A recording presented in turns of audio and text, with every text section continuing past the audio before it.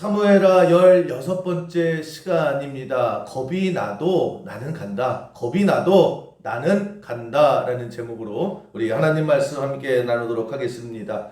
다윗이 참 괜찮은 믿음의 사람이었는데 살만하니까 간음하고 또 살만하니까 그것을 숨기려고 사람까지 죽이게 됐죠. 그것이 사무엘하 11장까지의 내용입니다.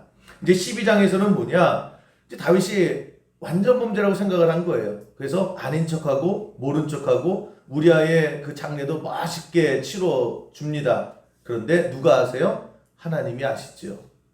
그래서 하나님께서 나단 선지자를 통해서 그 범죄를 지적하고 책망하는 내용이 오늘 이 사무엘하 12장 전체 내용입니다.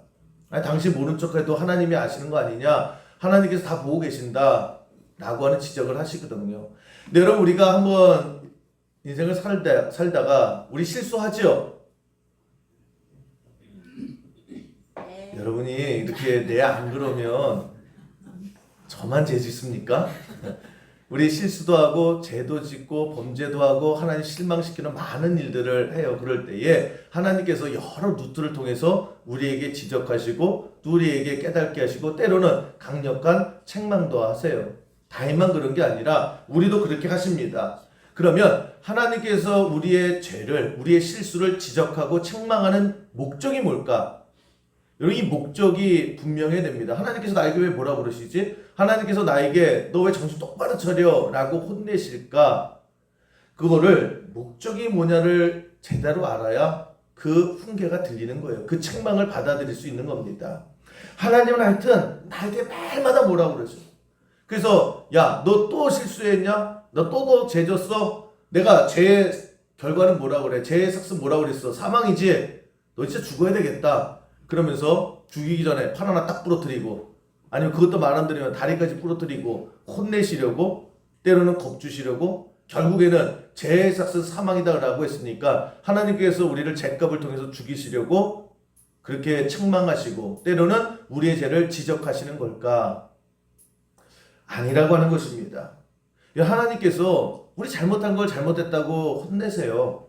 때로는 지적하세요. 때로는 막 멱살 잡고 흔드실 때도 있어요. 왜 그러시느냐?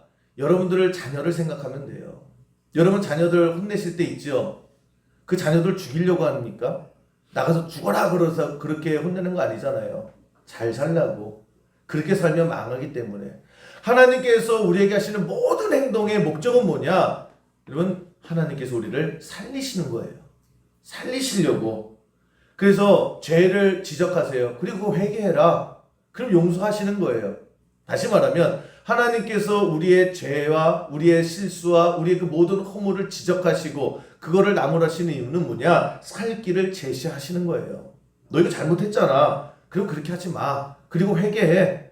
그리고 하나님께서 언제든지 받아주신다라는 거예요.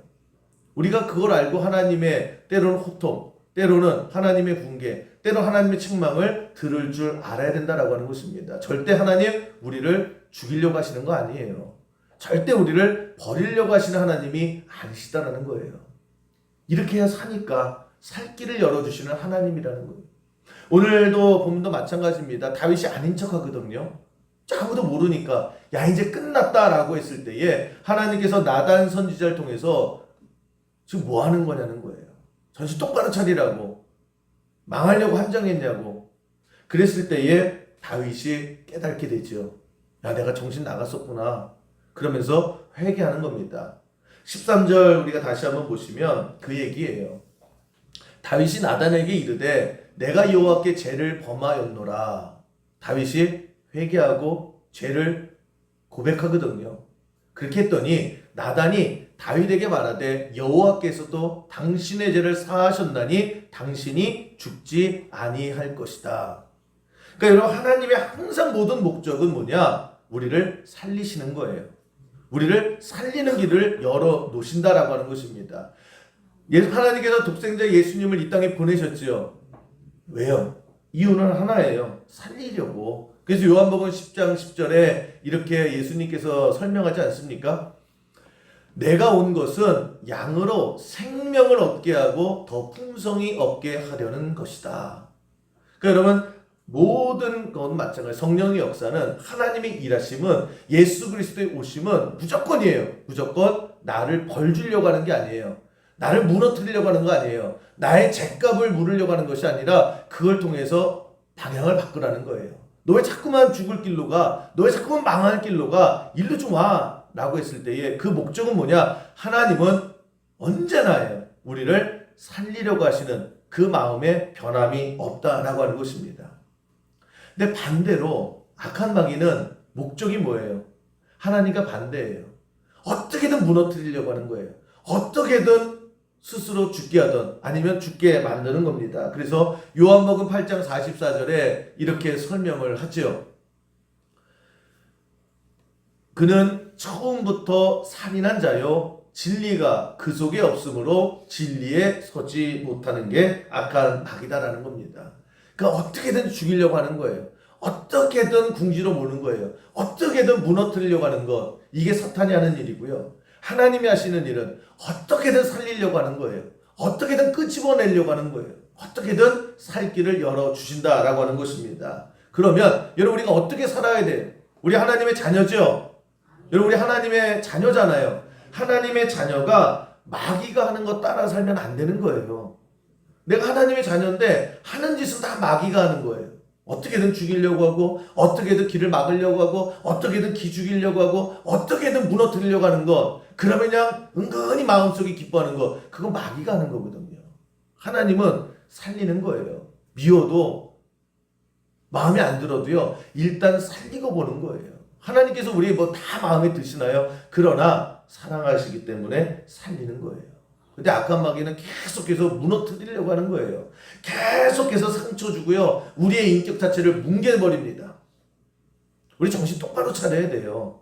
하나님의 자녀가 하나님의 길을 따라가는 것이 아니라 악한 마귀가 하는 것 그대로 따라하는 것, 우리 돌아서야 된다라고 하는 것입니다. 우리 수요일교회 모든 성도님들은 하나님의 자녀예요.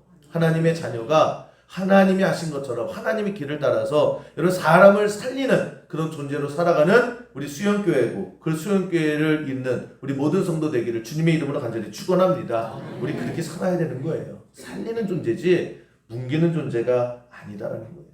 그래서 교회에서 하는 모든 일들의 목적은 뭐예요? 사람 살리는 거예요. 성도가 마음속에 품는 마지막 종착적은 뭐예요? 사람 살리고자 하는 것이어야 돼요. 예수님의 이름으로 모인 모든 일의 목적은 하나예요. 살리는 겁니다. 사람을 살리고 멀리 간 사람을 다시 돌아오게 만들고 그 사람을 품어주고 그냥 뭉개지고 꺾인 사람들 일으켜 세워주는 것, 이것이 예수 그리스도의 피값으로 세운 교회가 할 일이고 하나님의 자녀라고는 우리가 해야 될 일이다 라고 하는 것입니다. 그 뿌리는 뭐냐? 그게 사랑이에요. 대가가 아니라 사랑이에요. 그래서 하나님은 사랑이시다 그러잖아요. 우리가 뭐 잘해서 하나님께서 용서해 주시나요? 잘해서 뭐 살릴 길을 열어주시나요? 그냥 사랑하기 때문에. 그래서 여러분 우리의 마음속에도 마찬가지입니다. 사랑이라는 게 있어야 돼요. 그 하나님의 사랑이 우리의 가슴 속에 뿌리를 내릴 때 그때 우리도 사람을 살릴 수 있는 거예요. 머리로 할 수 있는 거 아닙니다. 이런 머리로 하면 내가 한 대 맞았어요. 그럼 저 인간도 한 대 때려야죠. 그런데 사랑이라는 것이 우리의 마음속에 심겨지는 거예요. 우리가 기도할 때에 또 하나님 매 순간순간 하나님의 은혜를 체험할 때에 우리의 마음속에 뭐가 오느냐? 예수님의 임재라고 하는 것은 다른 거 아니에요. 우리 마음에 사랑이 싹트기 시작하는 거예요. 그러면 여러분 할 수 있다라는 거예요. 요즘에 외국 분들과 결혼하는 분들이 굉장히 많이 있습니다. 그래서 한국 남자가 외국인 여성분과 결혼하고 때로는 한국 남성이 외국인 여성분과 이렇게 결혼하는 거 굉장히 많이 있어요. 저희 사는 아파트에도 굉장히 많이 계시더라고요. 근데 어떤 조그만 방송에서 하는데 호주 여성분이 한국에 유학을 왔다가 한국 남자를 만나서 결혼해서 한국에서 사시는 분이에요. 근데 호주 분들은 되게 크시더라고요. 근데 한국 남성분은 좀 작은 분이었어요. 그래서 그 차이가 많이 난다. 그러면서 재밌게 봤는데 그 사회자가 물어보는 거예요. 남편분 호주는 영어 쓰잖아요. 그래서 영어를 잘하시나 봐요. 그랬더니 자기 한마디도 못한다는 거예요. 그래서 사회자가 물어보죠. 아니 한마디도 못하는데 어떻게 결혼하셨어요? 그랬더니 처음 보는 순간 둘이 지지직 했대요. 막 끌렸대요. 아무리 끌려도 뭐 말을 I love you, you love me 뭐 이걸 할 줄 알아야 될 거 아니에요. 그냥 매일마다 뿅뿅뿅 이런다고 뭐 되나요? 그럼 어떻게 했어요? 라고 했더니 그 남자분이 하는 말이 그래요. 사랑하는 마음이 불붙으니까 말도 자기가 공부도 못하고 외국어 진짜 하나도 못하더라고요. 근데 저 사랑하는 사람에게 내 마음을 어떻게든 전하고 싶으니까 말문이 트이더라는 거예요. 그러니까 여러분 영어 고민하시면 사랑하세요. 그러면 돼요. 그래서 그분 마지막 하는 말에 참 의미 깊더라고요. 사랑을 하면 어떻게든 방법은 찾아내게 되더라는 거예요. 그렇죠? 사랑이에요. 사랑이 먼저예요. 우리 마음들도 마찬가지다라고 하는 것입니다. 여러분 우리 마음에 하나님의 사랑이 그 씨앗이 심겨지면 우리도 사랑하는 거예요. 그래서 어떻게든 사람 살려요. 우리 지금 많은 핑계대죠. 내가 어떻게 저 사람을 도와요? 어떻게 저 사람을 이렇게 세워요? 힘이 없는 게 아니라 마음이 없는 거예요. 어떤 마음이요? 사랑하는 마음. 그 예전에 어떤 대학생 2명이 이제 공부를 잘했나 봅니다. 그래서 서울에 있는 대학에 이제 들어갔대요. 근데 너무 머니까 두 친구가 절친이라 우리 둘이 이제 자취방을 같이 또 n분의 1 해서 하자. 그래서 자취방을 얻었대요. 그래서 이제 했는데 한 친구는 경상도에서 올라온 친구예요. 또 한 친구는 경기도 저 이남 쪽에서 온 친구입니다. 그러니까 친하게 잘 지냈는데 한여름이었대요. 근데 옛날 자취방에는 에어컨도 없고 그러잖아요. 선풍기 하나 갖고 이제 자는데 그날따라 너무 덥더라는 거예요. 그래서 한참 뭐 자다가 지적 하는데 갑자기 경상도 친구가 발로 툭툭툭 건드리더니 이 경기도 친구에게 야쿠르트 줘 그러더래요. 그러니까 처음에 이거 잠꼬대 안 해. 또 잠꼬대가 아니라 계속 발로 툭툭 치면서 야쿠르트 줘 그러더래요. 가지고 밤에 무슨 야쿠르트 달라고 그래? 내가 야쿠르트 아줌마도 아니고. 근데 몇 번을 그렇게 달라고 하더래 야쿠르트를. 그래가지고 무시했답니다. 근데 갑자기 경상도 친구가 벌떡 일어나는 거예요. 그러더니 선풍기를 확 꺼버리더라는 거예요. 그러니까 이 경기도 친구는 되게 황당하죠. 아니 자다가 시간을 봤더니 새벽 2시인 거예요. 이 새벽 2시에 자기한테 툭툭 건드리더니 야쿠르트 달라고 하질 않나. 아니 이 시간에 어떻게 야쿠르트를 사러 가요? 내가 엄마도 아니고 야쿠르트 아줌마도 아니고. 근데 몇 번 그러더니 또 신경질 내더니 또 선풍기를 꺼버린다는 거예요. 그래서 이 경기도 친구도 이제 열받죠? 그래서 야 너 뭐하냐? 그래서 왜 야쿠르트를 달라고 그러질 않나? 선풍기를 꺼버리지 않나? 너 왜 그래? 그렇게 했대요. 그랬더니 이 경상도 친구가 야 야쿠르트 달라는 게 그렇게 어려워? 여러분 지금 무슨 소리인지 모르니까 지금 왜 지금 뭐야? 야쿠르트가 그렇게 어려워? 내가 야쿠르트 아줌마야? 그래서 막 싸우기 시작을 했대요. 근데 알고 봤더니 경상도 분들 여기 계시죠? 경상도가 말끝이 좀 흐려요. 그리고 말이 빨라요. 그러니까 마음은 빠른데 말은 뒤처지가 그러니까 선풍기를 야 선풍기 야구르트로 줘. 이게 야구르트로 줘 그러는데 말은 마음은 빠르게 야구르트 줘 한번 해볼게요. 10번만 야구르트로 줘 그러니까 이 경상도 발음은요 야구르트 줘 이렇게 들렸다라는 거예요.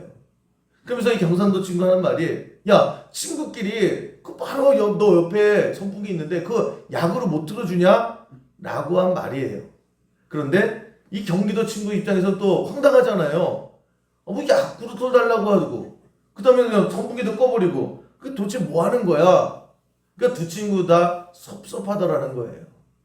여러분 이 말이라는 게 그래요. 같은 말을 하더라도요.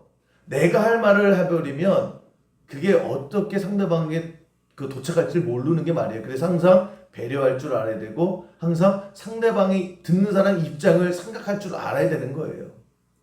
그래야 말이 제대로 전달이 되고 그래야 그 말이 제대로 효능을 발휘한다는 겁니다. 오해라는 게 뭐예요? 내가 틀린 말 한 거 아니에요. 그런데 받는 사람의 입장을 생각하지 않고 배려하지 않고 사랑하는 마음이 없다라고 하면요. 그게 야쿠르트가 된다는 거예요. 오늘 이 얘기를 왜 하느냐? 오늘 사무엘하 12장은 다윗이 범죄를 했거든요. 그래서 하나님께서 야 정신 차려 그러면서 나단 선지자를 보내서 야 다윗 좀 정신 차리게 해 라고 하면서 이런 죄 졌잖아 라고 말을 전해라 라고 하는 거예요. 나단 선지자가 전했거든요. 근데 오늘 이 사무엘하 12장에서 우리가 관심 있게 봐야 될 건 뭐냐면 그래서 다윗이 회개했다. 그게 결론이에요. 다시 돌아왔다. 다시 정신 차렸다. 그런데 그 과정에 가장 중요한 핵심적인 역할을 한 게 누구냐? 나단 선지자라는 거예요. 나단 선지자가 하나님의 말씀을 어떻게 전했느냐에 따라서 완전히 사무엘하 12장은 달라질 수가 있었던 거예요. 여러분 나단 선지자가 하나님의 그 말씀을 전하러 갔습니다. 그런데 다윗이 그냥 받아들이지 않게 전할 수도 있었어요. 뭐냐면 하나님께 가르쳐 주시죠. 야 나단아 저 다윗이 간음하고 저 간음한 것을 가지고 숨기다 보니까 사람도 죽이고 사람도 죽인 거 아닌 척하고 그렇게 덮으려고 한다. 제 정신 차리게 내 말 좀 전해줘 라고 한 거거든요. 나단 선지자가 가가지고 다윗에게 가자마자 하나님 말씀입니다. 들으세요. 그러면서 당신 사람 죽였다며? 당신 간음했다며? 그리고 그거 아닌 척하고 지금 살고 있다며? 하나님께 회개하랍니다. 라고 했다라고 하면 그 말이 틀린 게 있어요 없어요? 틀린 거 없어요. 그런데 다윗 입장에서는요. 사람이 궁지에 몰리면 쥐도 궁지에 몰리면 고양이 문다면서요. 절대 받아들일 수가 없죠. 인정할 수가 없죠. 오히려 더 부정하고 오히려 나단을 공격할 확률이 훨씬 더 많아요. 나단이 잘한 게 뭐냐면 어떻게 접근을 하느냐. 그 말을 다윗이 받아들일 수 있게끔 그래서 그 말을 통해서 다윗이 살 수 있게끔 그렇게 고민하고 다가가더라는 거예요. 이 말의 힘이 그렇습니다. 그래서 이 나단이 어떻게 시작하냐면 그 가난한 사람이 하나 있는데요. 근데 그 사람이 가진 게 그냥 양 한 마리예요. 아 가난하겠네. 근데 어떤 큰 가품 양이 수천 마리인 사람이 지나가다가 그 사람 힘도 있는 사람이잖아요. 그 사람이 가다가 갑자기 그 가는 사람 집에 가더니 그 양을 그냥 힘으로 잡아서 먹어버렸어요. 그 다윗이 그 얘기 듣고 어떻게 해요? 야 세상에 그런 못된 놈이 어디 있어? 아니 지 양이 수천 마리라면서 근데 양 한 마리 있는 사람 걸 왜 뺏어? 그리고 왜 지가 잡아먹어? 야 걔 데리고 와! 그랬더니 나단 선지자가 하나님이 그게 당신이라고 하시는데요? 라고 했더니 다윗이 다른 사람은 못 알아듣지요. 근데 다윗은 알아듣잖아요. 그 정신 번쩍 드는 거죠. 그 자리에서 무릎 꿇고 내가 죄인입니다. 하나님 내가 정신 나갔습니다. 그래서 회개하는 거예요. 저는 그 과정 결과만 놓으면 다윗이 정말 믿음이 좋아서 실수할 수 있는데 그런데 회개했다 이렇게 볼 수 있지만 그 시작 도화선은 누가 만들었느냐? 나단이라고 하는 나단이 왜 그렇게 얘기했을까요? 다윗을 살리고 싶으니까. 그래서 고민하면서 그렇게 말씀을 전하지요. 그랬을 때에 그 얘기를 듣고 다윗이 회개하고 그래서 돌아오는 그런 다윗도요. 여기서 더 갈 수도 있었어요. 내가 언제 그랬냐고. 그러면서 더 강팍해졌다라고 하면 그 성경에 나오는 수많은 잘하다가 꺾이고 오히려 다 무너진 그런 왕 중에 하나가 될 수도 있었던 사람이에요. 그런데 회개했다라는 거예요. 하나님께서 그 길을 열어주시고 그 길을 누가요? 나단이라고 하는 선지자가 잘 차려준 거지요.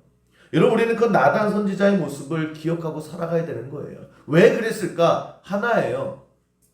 살리고 싶은 그 마음 속에서 방법을 찾아내는 거지요.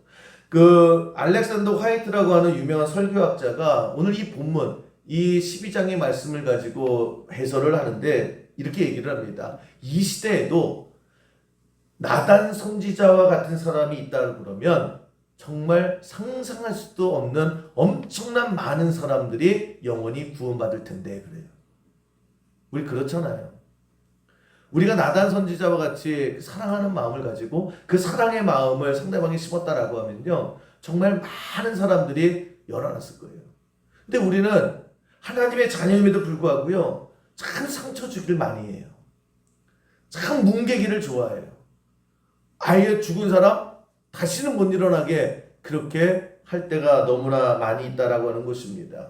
그럼 나단의 마음의 씨가 뭐예요? 사랑이라는 거예요. 저는 하나님의 사랑을 받은 우리가 그 사랑의 씨를 품고 그 사랑의 씨를 전할 줄 알고, 그래서 어떻게든 살리는 방법을 가지고 사람 좀 구해주고 사람 좀 길을 열어주고 사람 좀 세워줄 줄 아는 그런 모습이 있을 때에 여러분, 내가 만나는 사람들에게 살 길을 열어주는 그런 나단과 같은 축복의 통로로 살아가는 저와 여러분 되기를 주님의 이름으로 간절히 축원합니다. 말 한마디가 달라지는 거예요. 그 말 한마디의 뿌리가 뭐냐? 살리고 싶으냐 죽이고 싶으냐예요. 그 주사위는 던져졌다 라는 말이 있죠. 그 카이사르, 우리가 말하는 시저가 기원전 49년 전에 했던 말입니다. 상황은 이래요. 이제 로마가 둘로 쪼개졌습니다. 원론이라고 하는 것과 이제 시저의 군대가 둘이 팽팽하게 맞서게 됐습니다. 그랬을 때에 이 시저가 함정에 빠진 거예요. 이 루비콘 강을 건너면 이 원론 측에서 야, 저거 반역이다 그러는 거예요. 그리고 안 가고 있으면 몰려와서 죽게 되는 상황이었습니다. 이래도 죽고 저래도 죽는 거예요. 그랬을 때에 루비콘 강을 건너야 되는데 그때 병사들도 다 보고 다 느낄 거 아니에요. 야, 저걸 건너야 되냐? 야, 건너면 저거 반역자라고 할 텐데 이러지도 못하고 저러지 못하고 막 우왕좌왕할 때에 그때 그 카이사르가 얘기를 합니다. 보통 무식한 사람들 같으면 야, 저 강 건너, 명령이야. 안 건너면 다 죽일 거야. 뭐 이렇게 했겠죠. 그런데 이 카이사르의 중심은 뭐냐면 사람을 살리고 싶은 거예요. 병사들을 살리고 싶은 거예요. 거기서 나오는 얘기가 뭐냐? 주사위는 던져졌다. 딱 얘기를 해요. 제가 일부 예배 때 이 말을 했거든요. 그 로마어로. 그러니까 시저가 다 군대를 불안한 이 병사들 향해서 주사위는 던져졌다 라고 말을 좀 멋있게 이탈리아어로 했는데 한번 다시 해볼게요. Il dato e tratto. 이거 봐. 아니 시저는 좀 얼마나 멋있어요. 사람들이 주사위는 던져졌다 그러니까 그냥 아, 그렇구나. 우리 건너야 되는 거구나. 건너는 게 맞구나. 그러면서 막 물어서 가자. 그래서 가서 로마를 승리했거든요. 그러니까 저는 장수가 못 되는 거예요. Il dato e tratto. 아, 이 말이 멋있는 말인데 주사위는 던져졌다. 걱정하지 말고 가자. 그냥 말 한마디예요. 야, 따라와. 네 부하 주제, 군인 주제 말 안 들어. 이 강한 놈은 다 죽인다. 이 말 한마디 와요. 한 번만 더 할게요. Il dato e tratto. 아, 이게 무슨 코미디가 되는 거야. 그랬으면 주사위는 던져졌다 라고 했을 때 그래, 어차피 가는 거 가자. 스스로 말 한마디가 로마 역사를 바꿨거든요. 그 시저가 했던 말은 뭐예요? 우리 가만히 있으면 이 병사가 죽어요. 어떻게든 살려야 되겠다. 살리고 싶은 마음에서 그렇게 시작됐다라고 하는 것입니다. 여러분, 이런 따뜻한 말 한마디, 이 따뜻한 그런 마음 하나, 이게 아무것도 아닌 것 같지만 그것이 씨예요. 겨자씨 같은 것이지만 그것을 우리가 뿌리고 살아갈 때에 그 씨가 한 사람 한 사람의 마음속에 새겨져서요, 그 씨가 뿌리를 내리고 그 생명의 열매를 거두게 되는 겁니다. 우리 링컨 아시죠? 링컨 어머니가 2명이었습니다. 그러니까 링컨을 태어나게 했던 생모, 그 낳아준 어머니가 한 분이 있고요. 이분이 8살 때 돌아가셨어요. 그리고 이 아버지가 어머니 돌아간 다음에 곧바로 재혼을 했습니다. 그래서 이 새어머니가 참 좋은 분이었대요. 근데 이 어머니도, 새어머니도 14살에 돌아가셨습니다. 그런데 그 우리가 링컨 하면은 어머니의 무릎 위에 앉아서 성경 말씀 많이 들었던 어머니 있죠? 링컨이 어머니에게 성경 말씀 굉장히 많이 듣고 자랐습니다. 그래서 나중에도 그 성경 말씀 붙들고 전쟁통에도 성경 붙들고 기도하는 그 뿌리가 언제 생겼느냐? 어머니의 무릎에서 읽었던 성경 말씀이에요. 근데 그 어머니가 새어머니예요. 8살에 오셔서 14살까지 이 링컨에게 성경을 수백 번 읽어줬다고 그러죠. 그 나중에 이 링컨이 결정적일 때마다 하나님의 말씀을 읽고 믿음의 사람이 되고 또 성경의 사람이 될 수 있었던 게 뭐냐? 그 어린 날 들었던 성경 말씀이요. 그게 그때는 그런가 보다 하는데 결정적으로 그게 내 안에서요, 싹 트고 내 안에서 뿌리를 내리는 거예요. 그래서 여러분 말 한마디라도요 생명을 집어넣으셔야 돼요. 그게 사랑이다라고 하는 것입니다. 그래서 우리 나단이 그런 거예요. 살려야 되겠다. 그렇게 접근하는 거죠. 여러분 우리의 인생도 마찬가지입니다. 여러분 사람 살리는 그런 인생 살아가는 하나님의 자녀의 모습으로 살아가는 우리 모든 성도 되기를 주님의 이름으로 간절히 축원합니다. 그랬을 때 보세요. 나단 한번 가만히 볼까요? 나단이 하나님 야 전하라라고 했을 때에 이게 듣기 싫은 소리잖아요. 아무도 모르는데 그냥 덮고 싶겠죠. 그런데 지금 왕에게 가지고 당신 사람 죽였다며 이 얘기를 해야 되는 거예요. 그리고 뭐예요? 당신 하나님께서 큰일 납니다. 정신 차리세요. 이 얘기를 즐겨 듣는 왕이 어디 있어요? 그렇잖아요. 그것도 절대 왕권을 가진 다윗이에요. 그리고 이제 얼마나 마음속이 졸였겠어요. 이제 좀 안심이다라고 하는데 쑤셔대는 거잖아요. 그때 왕에게 가서 당신 죄인입니다 라고 말하는 게 쉽지 않았을 거예요. 당시에 왕이라고 하는 이 존재는요 그냥 이럴 거 있잖아요. 이렇게 하면 그냥 그 자리에 죽는 거예요. 그냥 왕이 죽이라면 죽을 수 있는 거예요. 그랬을 때 말 한마디 나단 선지자가 이 다윗에게 나갈 수 있는 것 쉽지 않아요. 그리고 나단의 영적인 상태가 지금 좋은 상태가 아니잖아요. 사람까지 죽인 사람이에요. 그리고 모른 척해요. 그랬을 때 여러분 나단이 과연 다윗에게 가는 게 겁나지 않았을까? 야 이거 잘못하면 죽을 수도 있겠다. 하나님의 말씀을 전하긴 하는데 그런데 인간이잖아요. 진짜 두려움이 없었을까? 겁이 안 났을까? 겁났을 거예요. 여러분 예수님도 십자가 앞에서 겁났잖아요. 웬만하면 이 잔을 내게서 피하게 해주십시오. 그런 기도했을 때에 나단도 마찬가지입니다. 그 다윗이라는 왕 앞에 가서 다윗의 허물을 벗겨내려고 했을 때에 겁났을 거예요. 두려웠을 거예요. 그런데 용기 내서 갔다라는 거예요. 여러분 이 모습이요. 그때의 여러분 용기라고 하는 게 뭐냐면 여러분 우리가 용기를 착각할 때가 있어요. 용기는 나 이제 하나도 두려운 게 없어. 그 용기가 아니에요. 그건 병원 가야 돼요. 간이 배 밖으로 나왔으니까. 어떻게 살면서 두려운 게 없을 수 있어요? 어떻게 살면서 겁나는 게 하나도 없어요? 그럼 정신과 치료를 받든지 아니면 간을 다시 집어넣어야 돼요. 여러분 아무리 여러분이 열심히 기도하고 여러분이 아무리 성령 충만함에 끝을 달리려 할지라도요 세상 무서운 건 무서운 거예요. 이상한 거 아니에요. 여러분 자꾸만 나는 왜 열심히 기도하는데도 이렇게 겁나는 게 많지요? 왜 이렇게 무서운 게 많지요? 우리 하나님 아니잖아요.